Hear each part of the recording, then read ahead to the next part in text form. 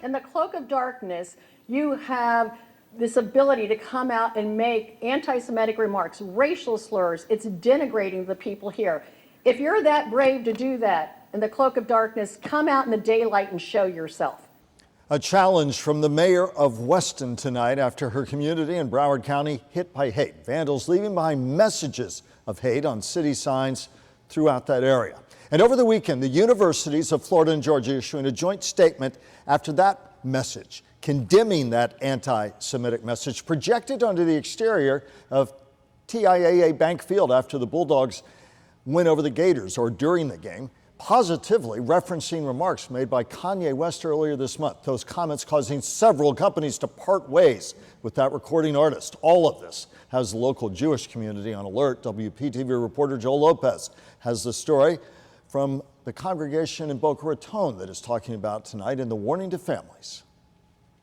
Rabbi Steinhardt says while we haven't seen vandalism or hate here recently, children are constantly exposed to it on social media, and it needs to be addressed. Gretchen Dietrich is the mother of an 8-year-old.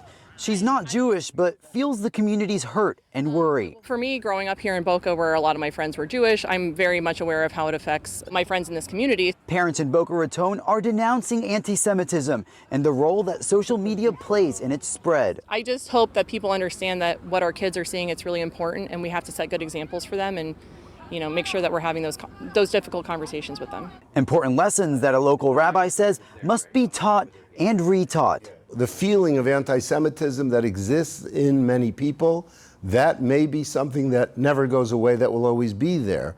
But it cannot be considered either appropriate or acceptable to express anti-Semitism. Rabbi Steinhardt with the B'nai Torah congregation says the youth are the most vulnerable to anti-Semitism as they're exposed to it online. I think that the impact on a young Jewish child can be that they begin to question the meaning of their identity. Rabbi Steinhardt encourages parents and children, if they see any anti-Semitism, to report it to a teacher, boss, or law enforcement. We need people to know that they will stand with us as we will stand with others who are experiencing oppression.